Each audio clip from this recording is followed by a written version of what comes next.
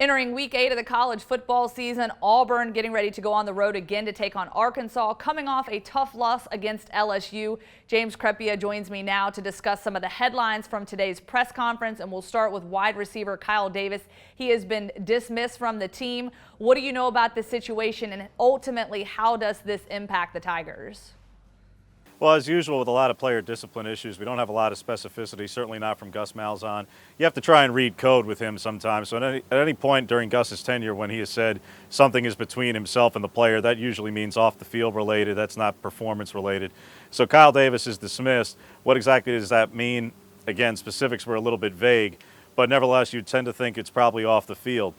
What does it mean moving forward, though? How does it impact their wide receiver core? Quite frankly, I don't think it has that massive an impact. I mean, did Kyle Davis have certain physical talents and abilities that could have been used better, that he could showcase even better than he did, or that Auburn allowed him to? Sure. But ultimately, this young man had pretty much as many drops this season as he had catches. He wasn't targeted very frequently in the last couple of weeks. He had a couple of deep balls on occasion, but more often than not, you saw him either having a hard time holding on to the ball. You saw it a lot at Clemson. He was suspended for the season opener. He was suspended for this last game, missed all of spring due to undisclosed reasons. We haven't spoken to him in 10 months. So, and the bottom line is I think the wide receiver core as a whole will certainly be able to survive this. He just wasn't a major contributor this season. You're not losing a lot statistically. But that said, he is the third player since this season has began to leave this program. The second player dismissed, joining Sean White, and a third player to leave, joining Byron Coward.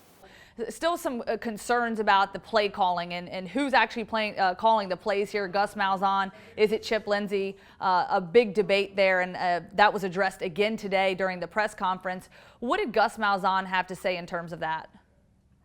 Well, Gus has maintained all along that Chip is the one who's been calling the plays. Now, that's what he's going to say. Whether or not you choose to believe it is up to you. The statistics and every indicator appears to show the exact opposite. The run-pass breakdown, particularly on first downs, after last week, 17 straight runs on first down, that's something that is very indicative of Gus Malzahn calling the plays. And if you look at the pass and run breakdown on first downs for this team, it's more or less in line with how things were when Gus was calling the plays, both as offensive coordinator and as head coach in years past. And that's where fans have the issue, is when you get ultra-conservative with a 20-point lead and blow the lead on the road against a team you were expected to beat, you should have beaten, you had a 20-point lead. Those things are unacceptable. He said as much, but he continues to say that Chip is calling the plays. So that's kind of it's a strange dynamic. Now, as to whether or not Stidham has the ability to audible out, change something, if he sees there are 8 or even 9 guys in the box for a run play call, for instance, does he have the ability to do that? Malzahn is parsing words, saying that Stidham has the more freedom and whatnot and latitude in the offense than other quarterbacks. Saying that they run a run-pass option and he may have options after the play is already underway doesn't mean that he has freedom. He has some freedom of choice because it's an option-based play. But if the call is an option-based call, then that's the call, period. He can't option out of it. He can't call an audible before the play. And that's not to say that there are tons of quarterbacks out there who can. But when there's 17 straight runs on first down, there has to be questions about the play calling. There has to be questions about whether the quarterback had an ability to change out of it. He doesn't. That falls on the coaches. All right, James, and I want to get your gauge on the overall mood of this team right now. Coming out of the game on Saturday after the loss to LSU, Gus Malzahn saying this isn't the end of the world. They can still control their own destiny. Everything's still in front of them. But what are you taking from it now based on his comments today and taking some of the blame for what happened on Saturday? Well, when you're paid $4.7+ million a year, you are paid to take the blame when your team blows a 20-point lead. So seeing that, look, we've seen this before from Gus. We've seen him take the blame from Clemson this year, Clemson last year, Texas A&M last year, Georgia last year. I mean, rattle off all the bad losses this team has had or inexplicable play calling or strategy decisions. He's taken the blame over and over and over again.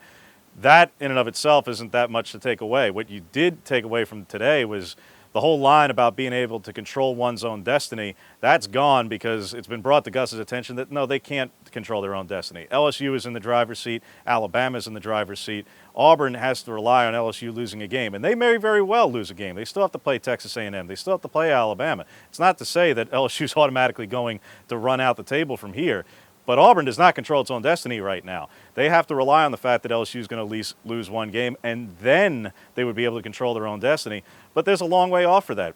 can the team rebound this week? Certainly. Arkansas is probably going to finish last or second to last in the SEC West.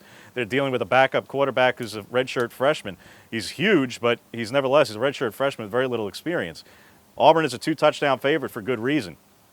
They're probably going to rebound here, come back into a bye week, play Texas A&M. We may not know for sure whether this team is quote-unquote rebounded or at least able to play against elite defenses with good defensive coordinators and talent until the Georgia game.